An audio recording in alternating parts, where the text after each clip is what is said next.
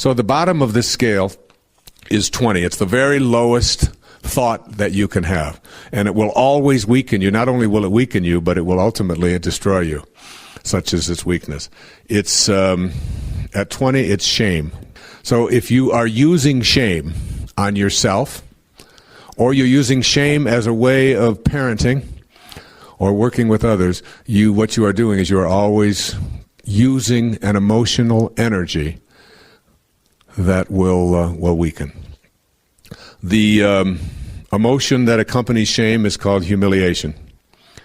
And the life view is one of misery, and the God view, the view of God, is one of despising. God despises us. We are ashamed. There's something wrong with us. The next level up, which is very, very low and will always weaken you, is 30, is guilt. Feeling guilty. The emotion that accompanies it is blame. The God view is one of God as vindictive. God is punishing. And the life view is one of life is evil. There's something wrong with life. The next level up is one that's called 50. And this level is the emotion that accompanies that is despair. So that apathy and despair go together. The God view is one of God as condemning. And the life view is that life is hopeless. There's not much that we can do. The next level up is 75, which still weakens us. It's grief. The emotion is regret. God's view is disdainful. And the life view is one of tragic. Life is tragic. We are now moving to 100, which is called fear. And the emotion that accompanies fear is anxiety. The God view is one of punitive. God is punishing. And life view, frightening. Life is frightening. Now we move up to 125, what he calls desire. And the emotion that accompanies that is craving. Always wanting to get someplace else. The life view is one of life is disappointing. And the God view is denial, denying. Now we move to 150. We are still at emotions and thoughts that you have that will weaken you. At 150, the emotion that accompanies it is hate. The life view is that life is antagonistic. And the God view is that God is vengeful. We are now moving closer to that which will strengthen us, to something called pride. Pride. And the emotion that accompanies pride is called scorn. The life view is that life is very demanding. And the God view is that God is indifferent. Doesn't care one way or the other. Now we move to 200.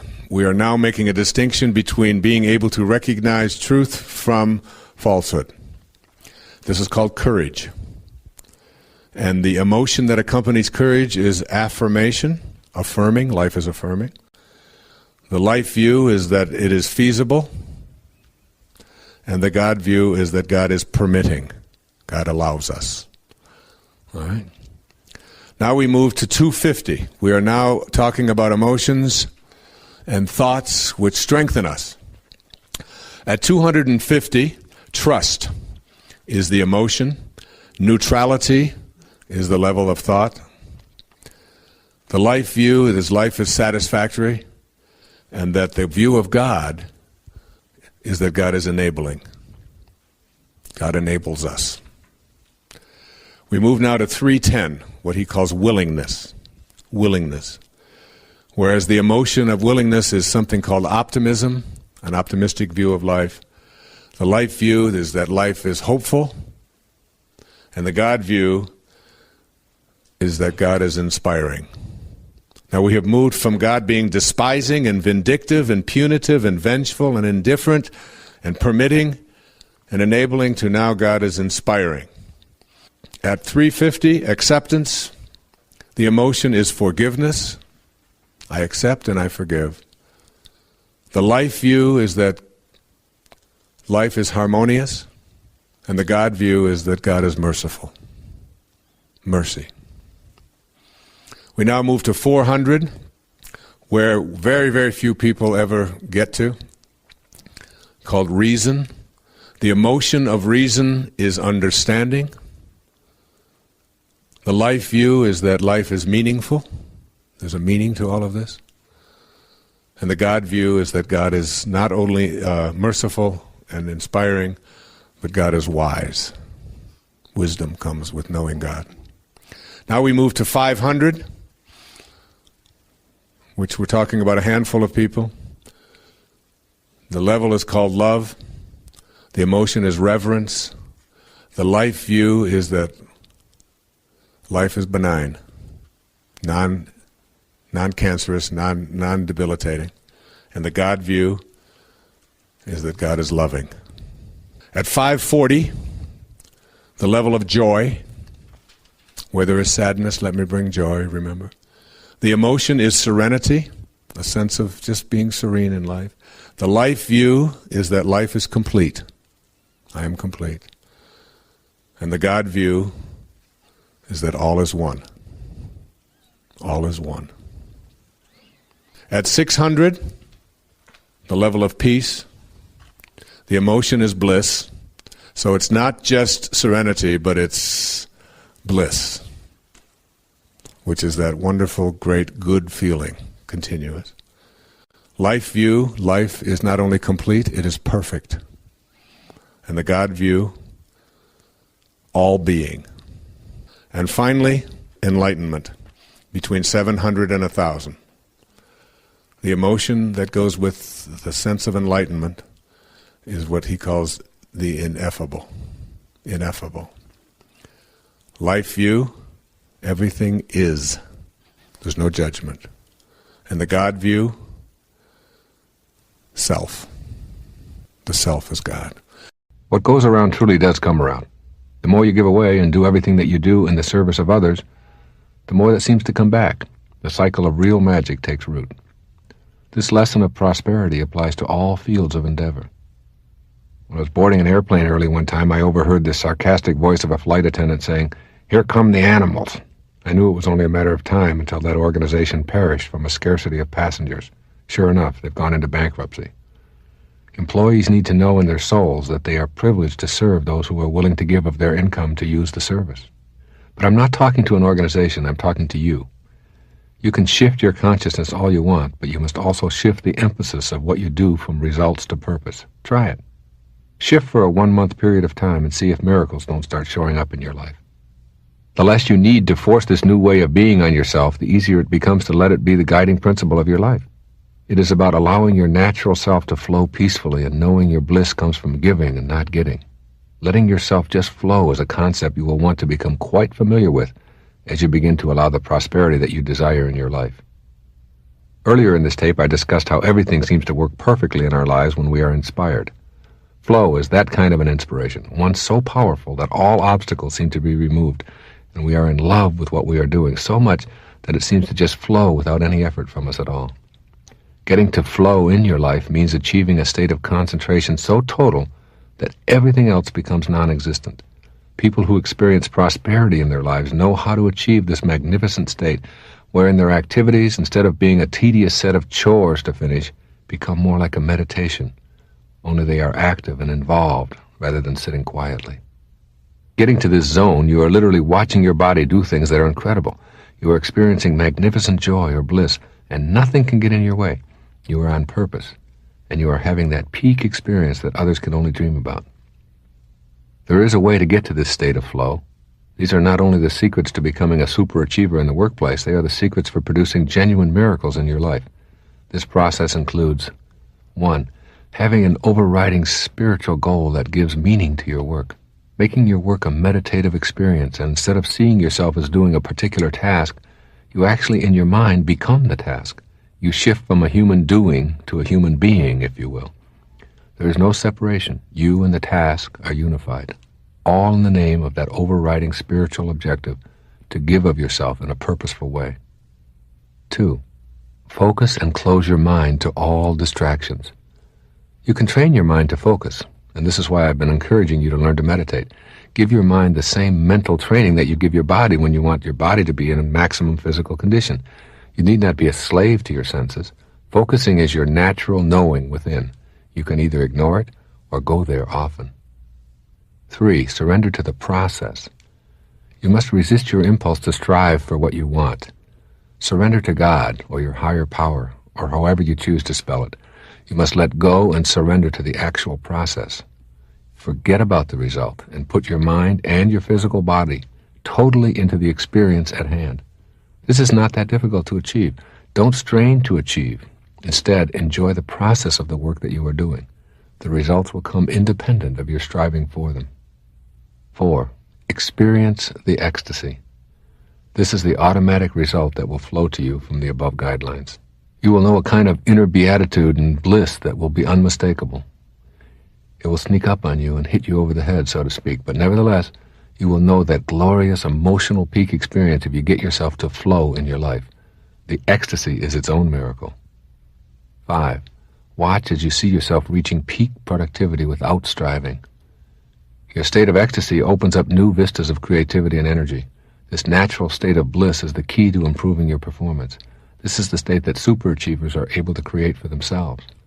The processes of surrendering, focusing, and living at purpose lead to ecstasy. When you feel that inner bliss, you simply want more and more of it. The more of it that you are able to create for yourself, the more productive you become. Your thoughts create all of this ecstasy, and ultimately all of the miracles that are going to come into your life in the form of increased prosperity. Your mind is very powerful in terms of what it can produce in your physical reality, as well as the physical reality beyond your own borders. You are now on a path of working toward reversing scarcity consciousness to one of prosperity. This is largely a mental game. You must convince yourself that you and only you are responsible for the pictures in your mind. You must know how very powerful your picturing process is in creating the material world that you experience. This is a universal principle. This is a vital, alive factor of the universe that you are a part of and that is also a part of you. What you can conceive of as a picture in your mind, you can create in the physical world, provided you do not let go of the picture. My wife Marcy and I are currently having our children take lessons from acknowledged masters in the art of meditating and learning to trust one's inner vision. We do this not to give them an advantage over others, but for the purpose of their knowing that they have something within them that no one can ever take away from them, regardless of the material circumstances of their lives. They are learning very early that their peace and tranquility as human beings is dependent upon themselves, and that they have a special retreat within that is always available to them. The way to get to this place of inner peace and consequently to experience higher awareness is to shut down the internal frenzy. The Chinese sage Sengchan Zen gave us the following piece of wisdom. Stop talking, stop thinking, and there is nothing you will not understand. Return to the root and you will find meaning. Look inward, and in a flash you will conquer the apparent and the void. He is counseling us to simply stop talking and stop thinking. This is the third key to the sense of peacefulness that is a part of the way of the sacred quest. I want to make it clear that peace is not the absence of conflict. Peace is the experience of the presence of God. As you learn to shut down your inner dialogue and become more peaceful, you will begin to know the presence of God in your life. That presence will be felt in both your body and your inner world. Beliefs are removed. Belief is replaced with knowing. At different times in my past, both alcohol and other substances were a part of my own life path. Through meditation, I was able to leave alcohol behind, and I have never touched it since. But with other substances, I believed I could use them when I chose to for an energizing effect beyond anything I had ever experienced. I was able to use them, enjoy increased energy, and leave them alone for long periods of time. But a time came when I knew I was making foolish and non-spiritual choices connected with seeking out these insidious substances. My personal challenge became to rid myself of these insidious habits. I tried reading my way out of it, but I went back. I tried acupuncture, discussions with experts, and herbal cures, but I went back. I was determined that I would no longer play around with any substance, but I went back. Then I had what I call a holy instant, which was for me a divine experience. At 4:05 a.m. on a January morning, I was meditating. In the still quiet of that meditation, the thought of never again using a substance became real. It was my first absolutely direct experience of God. My entire inner screen of awareness became a bright luminescence as I heard a voice say, "You've tried everything else. Why not try me?" I have never in my life known such peace and certainty that God was with me and around me.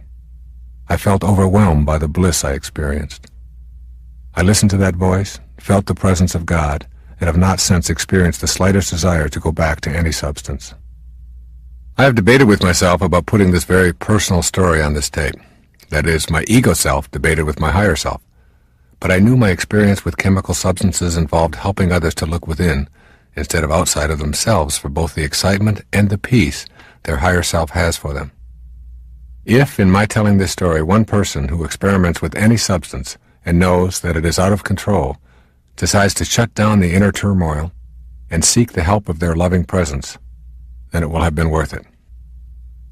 You needn't have the challenge of getting off drugs to find value applying this third key to higher awareness. It works the same way for every experience you are ready to transcend. Getting to silence and then having God be your personal knowing presence. Getting to silence requires conscious effort on your part.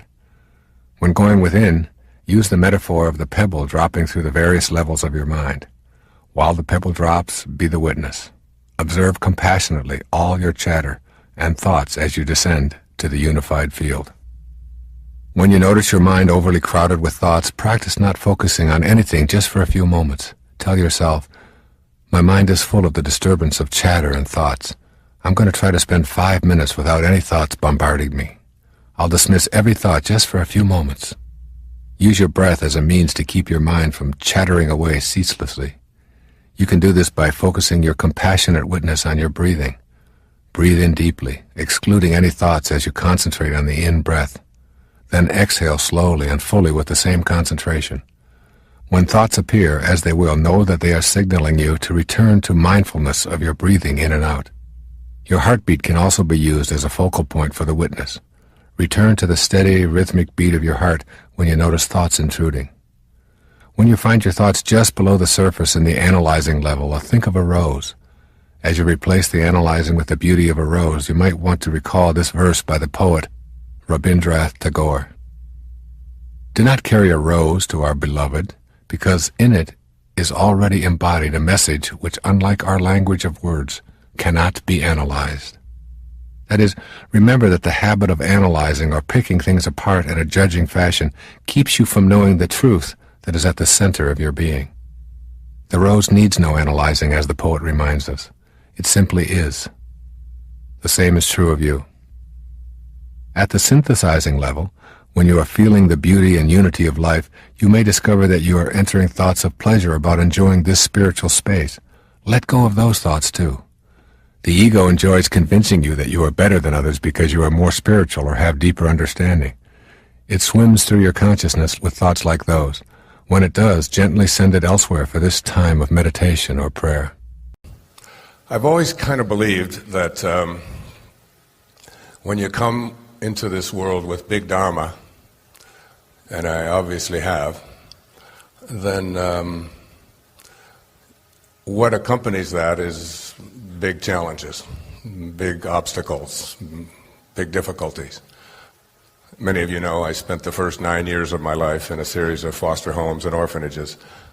I don't look back on that as anything other than a great opportunity for me to learn self-reliance as a young boy, and then consequently teach people about self-reliance, which is what I've been doing for 35 years or so, with 30-some books and programs of all sorts and so on.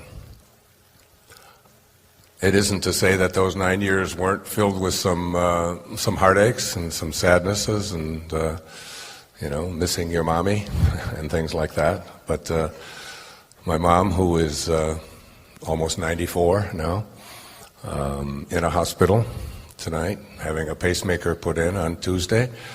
At that age, that's a challenging thing as well. I've been through a lot of the kinds of struggles. I mean, we had nothing when I was younger. Everything I have is what I earned.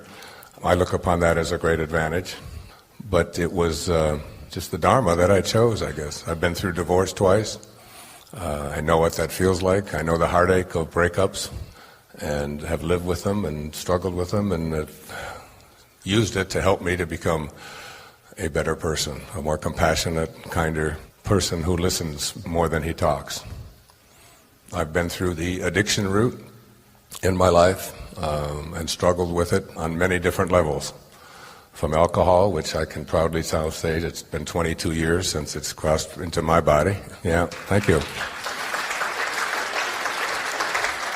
But the previous 22 years, I drank enough to make sure that these 22 years were covered. So, and not just alcohol, but drugs as well. I've been down that road and know what it feels like, and know the struggle of it and the pain of it. But Elizabeth Kubler-Ross said, if you shield the mountain from the windstorms, you'll never see the beauty of the carvings. So the storms of our life, if we try to shield ourselves from the storms of our lives, we don't get to see the beauty of the carvings of what those storms bring for us.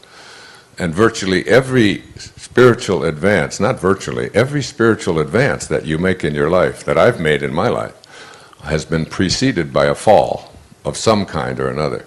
I always give the example of when I was in high school, I was on the track team, and I was the high jumper on the track team, among other things. And the bar would be up here, and we get back here, and you run up to this is a metaphor for what I'm speaking about, and you run up to the bar, and you run up and get down as low as you can, as fast as you can, and in the process of getting down low, it would allow you to propel yourself over the bar. So the low points of our life are the times when we should be in a state of gratitude, as hard as that is for us to do, but that's what an enlightened being does.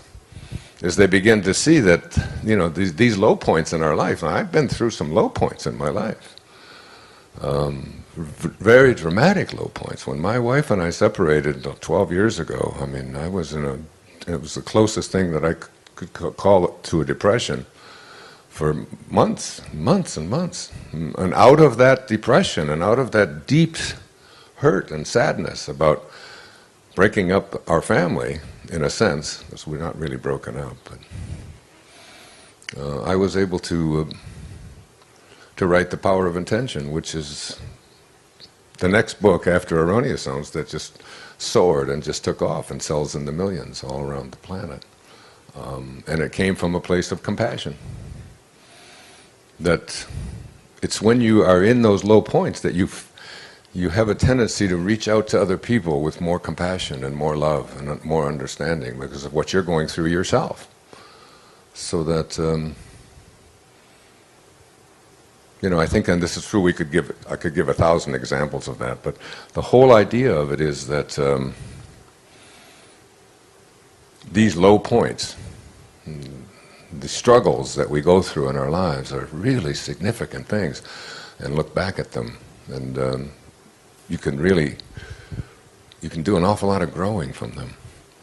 So that when you bring higher energy to the presence of lower and slower energy, energy that we call evil, energy that we call disease, energy that we call depression, you are not only sending the disease and the depression and the despair away, you are converting that very energy into the higher and the faster energy that is being brought to its presence. The same thing is true of hatred. When you bring love to the presence of hatred, hatred not only dissolves, but it turns to love. All you have to do is light a candle, turn on a light, and the darkness dissolves. The darkness disappears. But more than that, and this is really crucial for what I'm presenting here this afternoon, the darkness is converted to light. This idea of not dying with your music still in you is really about an awareness that there is some kind of purpose.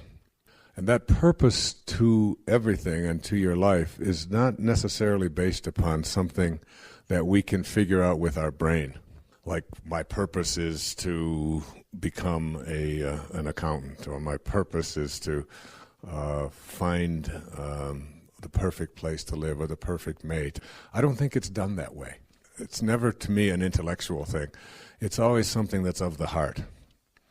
When I ask people to point to themselves, they never point to their brain. They always point to their heart. And Gibran, the Lebanese poet, said that when you're born, your work is placed in your heart. There's something that you feel, and it's very hard to put it into words. In fact, I think it defies words, because words are just more symbols of something that we're trying to express. And it's the feeling that we have in here that I'm here, that I have a heroic mission of some kind, that there's something more to my life than just simply going through the motions and being a commuter and collecting a certain amount of stuff. So to me, not dying with your music still in you is what Maslow called the top of the pyramid. And you remember the pyramid of the self-actualization that begins with the baseline being the longest part, but the baseline is just taking care of basic needs. Like you learn how to handle and provide for yourself. So you have to, at the very base of this pyramid, you have to feed yourself. And you have to have your needs for water, and your needs for food, and your needs for shelter as you move up this, and then your needs for sort of like companionship, and ultimately a need to feel a sense of belonging, a need to feel loved as you begin to move up this pyramid, until you get to the very top. And at the very top of this pyramid, there's just a tiny little space up there. And this tiny little space at the top of the pyramid is what we call purpose, where you're living your life as if why you're here is really clear to you. A sense of purpose is not that I'm doing what I was told I was supposed to do, that was programmed into me by somebody in the sky before I showed up here, but that I feel as if why I'm here is being actualized. And when people ask me about how do I get to that place of purpose in my life, I always remind them that your life is like what Joel Goldsmith called it, a parenthesis in eternity. So who you are, Carl Jung referred over and over again to the part of us that is eternal, the infinite part of us. He said the telling question of a person's life is their relationship to the infinite. And until you have that relationship with the infinite, you will not know anything about purpose. So that you almost have to learn how to step outside of yourself and begin to witness yourself from the perspective of who you are as not being this thing that you're observing. You go to the observer, and then you even get to watch the observer. And that's when it starts to get a little bit complicated. But as the observer, or as the witness to the observer, you're sort of watching and noticing. But the sense of purpose comes from being that witness rather than what you are witnessing. And when you get to that place in your life, you begin to realize that who you are in this physical world, this name that you've been given and this body that you are occupying, is nothing more than a parenthesis in something called eternity. It opens parentheses at the moment of your conception. It closes parentheses at the moment of your death. But when you come into this parentheses, when you show up here, you show up with nothing, with no thing. And you go from nowhere, Nowhere,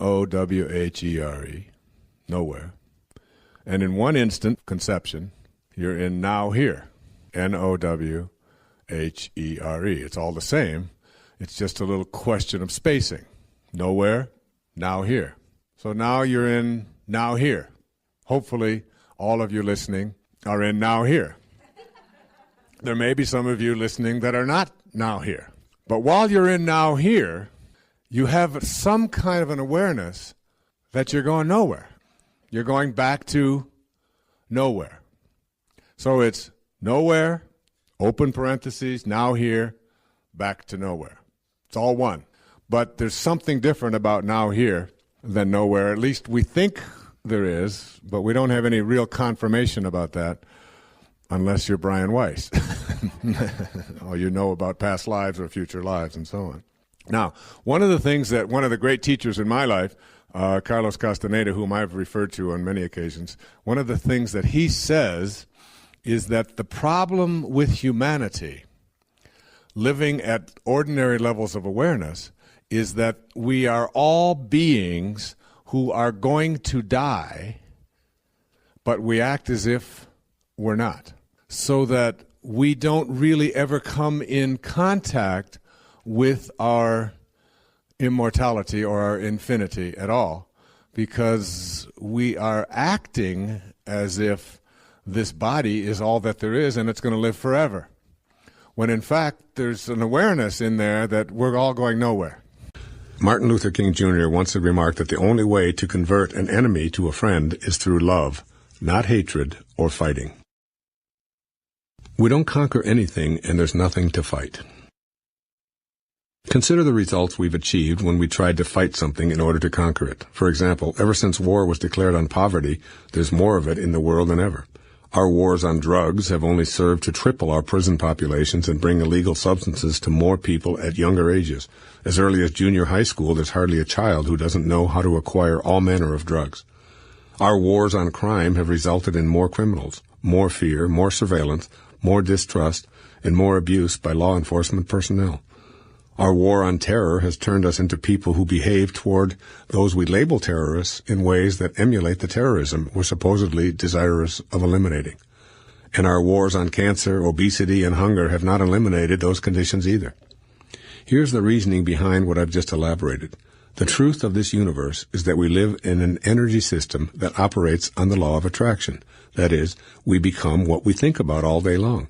If we think about what we hate, this is an energy that we're offering to our desires. In this system, then, we'll attract more of what we think about. Consequently, more of what we hate is what we will attract. We act on our thoughts. Our thoughts of hate, violence, fighting, and war generate actions of hate, violence, fighting, and war. And lo and behold, we see the fruits of this thinking showing up even if our intentions are positively aligned with good energy or God energy. We get what we think about, whether we want it or not. Thoughts that translate into fighting and war almost always guarantee that the response is a counterforce. That is, others will respond in kind to our desire to fight and conquer. This kind of counterforce can continue for centuries, with unborn generations programmed to carry on the fight. This same understanding of how fighting weakens us and generates more imbalance in our lives is applicable to our experience with addictions. We can become addiction-free relatively quickly if we make a decision to eliminate fighting and conquering from our efforts. The thoughts and energy that replace fighting need to be in the form of non-warlike thoughts. As Emerson said so succinctly, the remedy of all blunders, the cure of blindness, the cure of crime, is love. And addictions constitute one huge blunder. I can assure you, having spent a great deal of my life immersed in such folly myself. Overcoming blunder-filled thinking. For those of you who may not be familiar with my friend Ram Dass, in the late 1960s, he helped shape the awakening consciousness of an entire generation with his bestseller, Be Here Now. One of my favorite Ram Dass stories is the one he tells about an early encounter with Neem Karoli Baba, his guru in India. Ram Dass brought some capsules with him to India that were designed to dramatically alter one's state of consciousness. Neem Karoli Baba confronted Ram Dass about these pills and asked him to give all of them to him. Ram Dass thought that he'd brought a long-term supply of this very powerful psychedelic substance, yet he watched in horror and amazement as this enlightened being swallowed all of them right before his eyes with no visible reaction. His guru then asked him if he had any more, since these obviously weren't working. After telling this story, Ram Dass concluded with one of his most sagacious observations. "If you're already in Detroit," he said, "then you don't have to take a bus to get there." Addictions of every description are vehicles that people board in order to get someplace higher, more pleasurable, more peaceful, more tuned in and turned on, and so on. But if you're already aligned with this energy, then it's obviously unnecessary to climb aboard any vehicle headed to a place where you currently reside. I've played with addictions and addictive behaviors for a large part of my life. In fact, I'd say that these various addictions have been among my greatest teachers, allowing me to see that there's a higher level of consciousness and blissful awareness available to us all. But I'm also aware that using substances of non-well-being in order to experience this separate reality is assuredly a counterfeit means of doing so. I'm essentially addiction-free, and I want you to know that I didn't get to this place by fighting my addictive nature. In fact, the more I tried to conquer addictions at various stages of my life to things such as sugar, soda pop, caffeine, nicotine, alcohol, and certain drugs, the more they'd gain a foothold on me. Force, counterforce. I'd apply my weapons, and they'd bring out their artillery, with my body as the battleground where the war was being waged. I was blundering my way into deeper addiction. Earlier, I quoted Ralph Waldo Emerson, who said, "The remedy for all blunders is love." Second verse of the Tao Te Ching. Quote, "Under heaven all can see beauty as beauty, only because there is ugliness. All can know good as good, only because there is evil. Being and non-being produce each other. The difficult is born in the easy. Long is defined by short, the high by the low. Before and after go along with each other. So the sage lives openly with apparent duality and paradoxical unity. The sage can act without effort and teach without words, nurturing things without possessing them. He works, but not for rewards. He competes, but not for results. When the work is done, it is forgotten. That is why it lasts forever." Unquote. Living the paradoxical unity. Has it ever occurred to you that beauty depends on something being identified as ugly?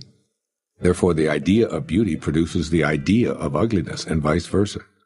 Just think of how many concepts in this duality belief system depend on opposites. A person isn't tall unless there's a belief system that includes short. Our idea of life couldn't exist without that of death. Day is the opposite of night. Male is the antithesis of female. What if you instead perceived all as a piece or a glimpse of the perfection of oneness? I think this is what Lao Tzu is suggesting with his description of the sage who lives openly with apparent duality and paradoxical unity. Imagine the perfect oneness coexisting in the apparent duality, where opposites are simply judgments made by human minds in the world of the 10,000 things. Surely the daffodil doesn't think that the daisy is prettier or uglier than it is, and the eagle and the mouse have no sense of the opposites we call life and death. The trees, flowers, and animals know not of ugliness or beauty. They simply are, in harmony with the eternal Tao, devoid of all judgment. As the sage lives openly with apparent duality, he synthesizes the origin with the manifestation without forming an opinion about it. Living without judgment and in perfect oneness is what Lao Tzu invites his readers to do. He invites our wisdom to combine perceived opposites and live a unified life. The perfection of the Tao is allowing apparent duality while seeing the unity that is reality. Life and death are identical. Virtue and sin are judgments needing both to identify either. These are the paradoxes of a unified life. This is living within the eternal Tao. Once the dichotomies or pairs of opposites are transcended, or at least seen for what they are, they flow in and out of life like the tides. Practice being a living, breathing paradox every moment of your life. The body has physical boundaries. It begins and ends and has material substance. Yet it also contains something that defies boundaries, has no substance, and is infinite and formless. You are both the Tao and the 10,000 things simultaneously. Let the contrasting and opposite ideas be within you at the same time. Allow yourself to hold those opposite thoughts without them canceling each other out. Believe strongly in your free will and ability to influence your surroundings, and simultaneously surrender to the energy within you. Know that good and evil are two aspects of a union. In other words, accept the duality of the material world while still remaining in constant contact with the oneness of the eternal Tao. The debilitating necessity to be right and make others wrong will soon diminish. I believe that Lao Tzu would apply the Tao Te Ching to today's world by suggesting the following. First, live a unified life. Enter the world of oneness with an awareness of the propensity to compartmentalize everything as good or bad, right or wrong, beautiful or ugly, are standards of the physical world, not the Tao. Contemplate the insight that duality is a mind game. In other words, people look the way they look, period. Criticism is not always necessary or helpful. See the unfolding of the Tao inside everyone, including yourself, and be at peace with what you observe. Be a good animal and move freely, unencumbered with thoughts about where you should be and how you should be acting. For instance, imagine yourself as an otter, just living your otterness. You're not good or bad, beautiful or ugly, a hard worker or a slacker. You're simply an otter, moving through the water or on the land freely, peacefully, playing and without judgment. When it's time to leave your body, you do so, reclaiming your place in the pure mystery of oneness. This is what Lao Tzu means when he says, when the work is done, it is forgotten. That is why it lasts forever.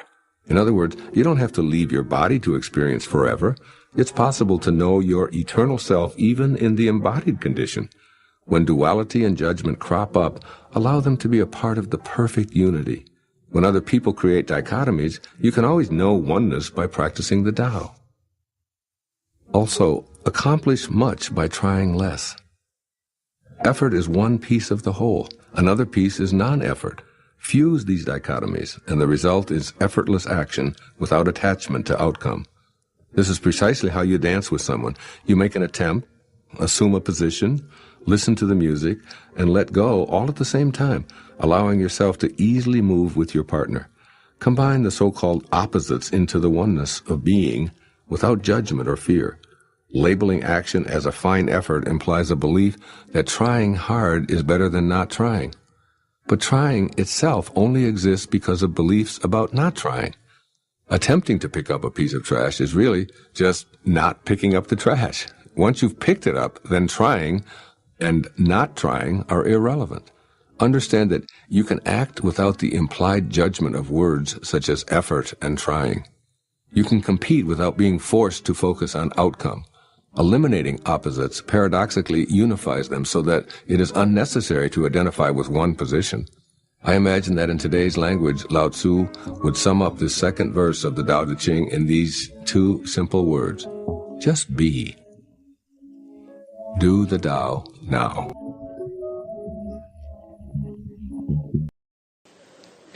One man who came here from India in the early part of this century, his name was Vivekananda. He came here he was sent here really, and showed up in Boston, I think 1910, and wrote some beautiful things. He's really one of India's great saints. And he had these to say. I used this at the beginning of the third part of Your Sacred Self. He said, the blossom vanishes of itself as the fruit grows. So will your lower self vanish as the divine grows within you. Just like a blossom vanishes as the fruit emerges, so will the lower self vanish as the divine grows within you. And the divine is not some religious message, some orthodox thing that you have to memorize. The divine is that thing that Pierre Teilhard called the glue that holds the entire universe together, something called love. And that's what it's really all about. And this love is really the very thing that holds your life together. Did you ever think about the moment that you die and head back to nowhere, that your body begins to disintegrate? This thing turns into dust, and the instant that life leaves it, it starts to... So what is it that was holding it together and keeping it from doing that? There is something holding you together and keeping it from just turning into dust. And that thing that holds it together and allows you to be whole is this force that is invisible and in another dimension. And it's getting to know this force that is at the uppermost in my consciousness. And when you understand that when you come to trust in yourself, or trust in this inner divine part of yourself that is not physical, when you trust in the noticer rather than that which you notice, that you're really, when you come to trust in yourself, you're really trusting in the very wisdom that created you. You become one with the universal wisdom that is your creator, that brought you from the picnic to the room and leaving the room. See, what we have to learn to do is abandon the paradigm that other people or other things or other circumstances are responsible for our life, and instead know that we chose it. And we must learn to develop an inner candle flame that never flickers, though the worst goes before us. And that inner candle flame tells us in our logical mind that if I have a problem inside, then the solution has to be where the problem is. So I will stop looking out here for the solutions to anything that's going on in my life that isn't working, and begin to ask myself, how am I processing my world? And some of the things that we've been handed are that other people are responsible for our lives, that your talent is handed to you and it's dispersed in certain amounts, and there's certain things that you can do and certain things that you cannot do. We've been taught that more is better and that we should chase after things while our higher self is always saying just be peaceful. We've been taught that the petty tyrants who show up in our lives are people that we should ignore and we should hate. I want to tell you something. The most influential person in my life was the most tyrannical. The man who abandoned me when I was just a few months old, who put my mother in a hospital on several occasions with his beatings, who spent 5 years in prison for stealing from the blind, selling their things and keeping the money,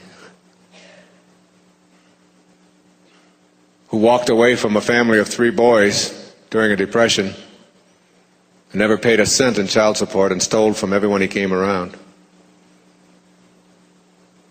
who required me to go into an orphanage for the first 10 years of my life and never showed up once to even say hello or I'm your father, who then visited that same abuse on 5 additional women and died in New Orleans in 1964 of cirrhosis of the liver as a pauper and had his body shipped to Biloxi, Mississippi, was my father. This petty tyrant who showed up in my life was someone that I had grown up and been taught to hate. But when I found myself at his grave in 1974, just a few months before I wrote Erroneous Zones, I had a transformational epiphany, a natohi, a great awakening, a great seeing, when I was able to forgive my father.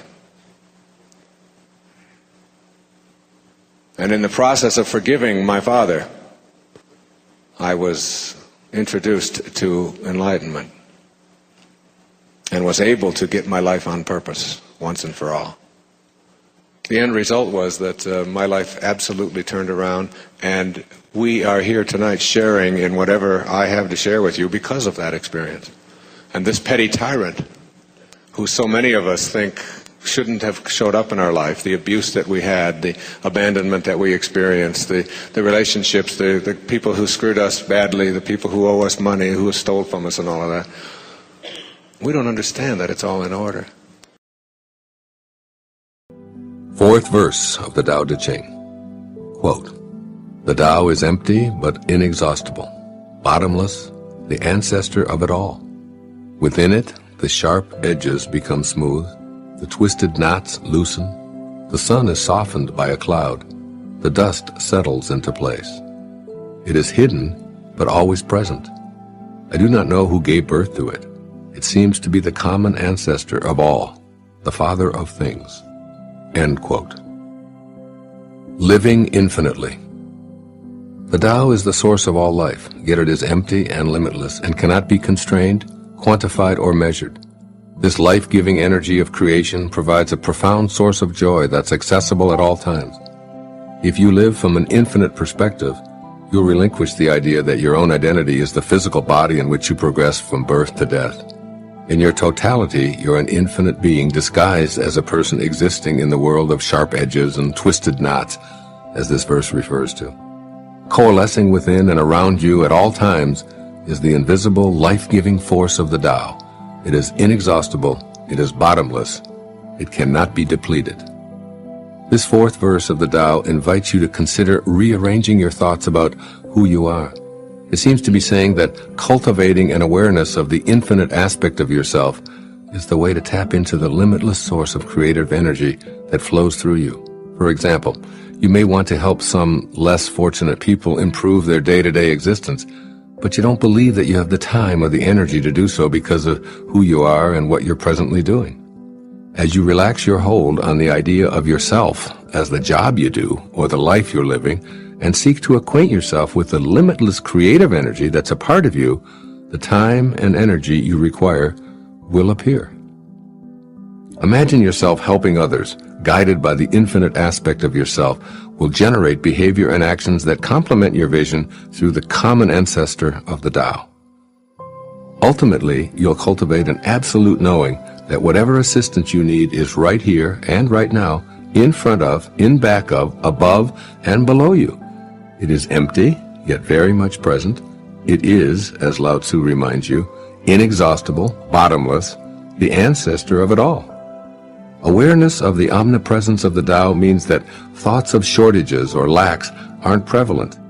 Beliefs such as, there's no way this will happen, it's not my destiny, or with my luck things could never work out, cease to be entertained.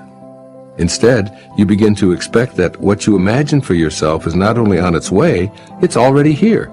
This new self-portrait based on the cooperative presence of the invisible Tao elevates you to living an inspired life, that is, one of being in spirit or in unending touch with the Tao.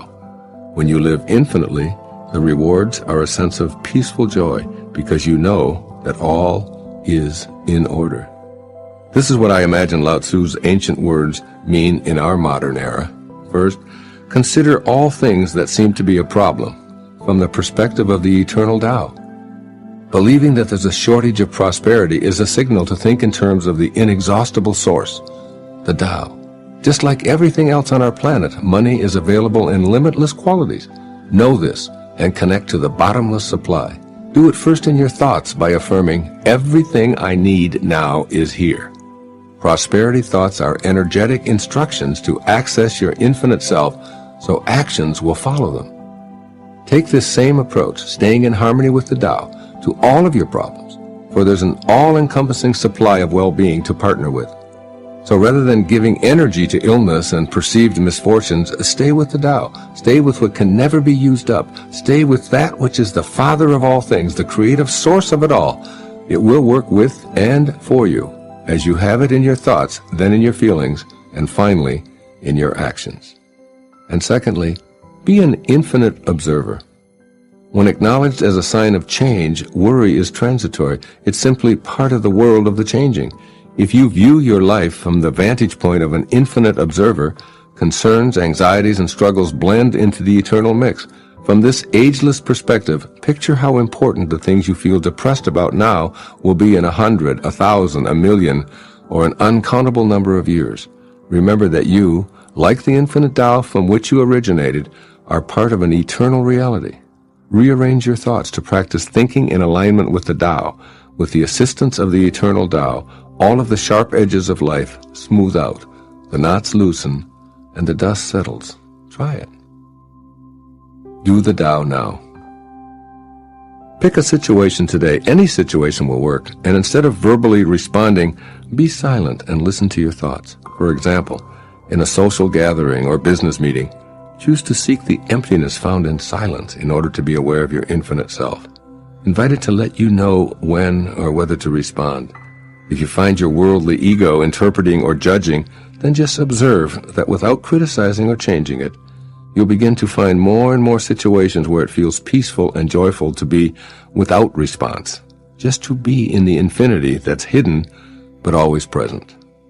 You might want to duplicate this advice of my teacher, Nisargadatta Maharaj, and post it conspicuously so that you can read it daily as I do.